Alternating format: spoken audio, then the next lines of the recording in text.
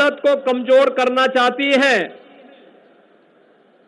वे समाज को बांटने का काम उसी रूप में कर रहे हैं जैसे कभी त्रेता युग में रावण और उसके अनुयायी कर रहे थे। बहनों और भाइयों, नाम का अंतर है।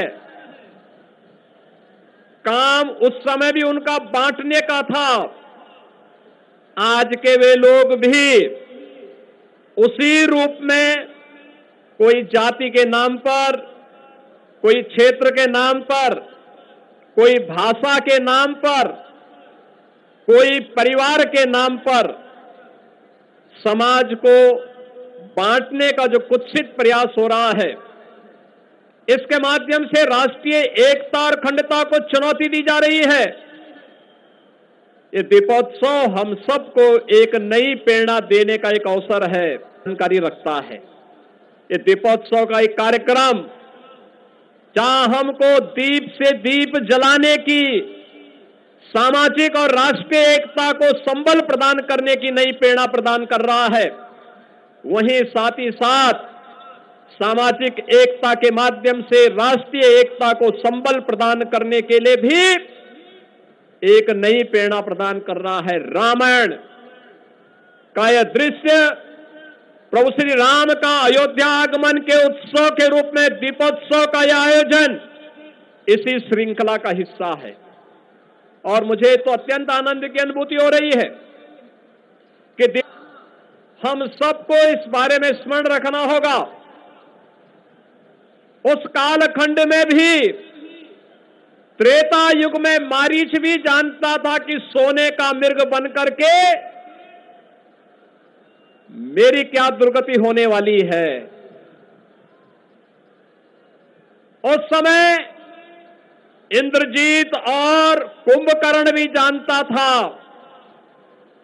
कि श्री राम से दुश्मनी की क्या कीमत चुकानी पड़ेगी, और स्वयं रावण भी जानता था कि राम स्वयं जगत नियंता, स्वयं श्री हरि विष्णु के ही अवतार हैं।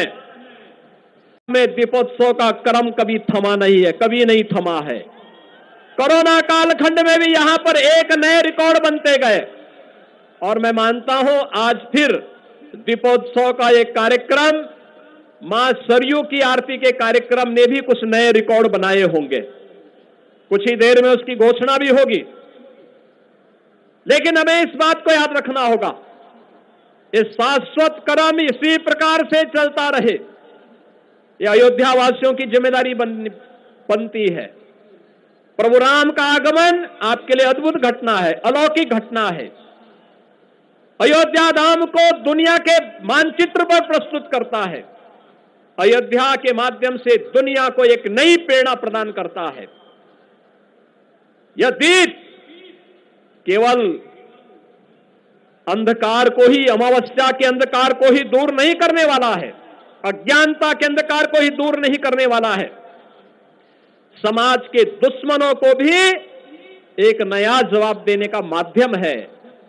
वे आज रूप अलग अलग हो सकते हैं, नाम अलग अलग हो सकते हैं, लेकिन वे जिस भी रूप में होंगे उनके लिए एक चेतावनी भी होनी चाहिए। ये दीप केवल अंधकार के तमस को दूर करने का माध्यम नहीं, अज्ञानता के तमस को दूर करने का माध्यम नहीं, अन्याय, अधर्म और अत्याचार के तमस का भी विनाश करने वाला साबित होना चाहिए।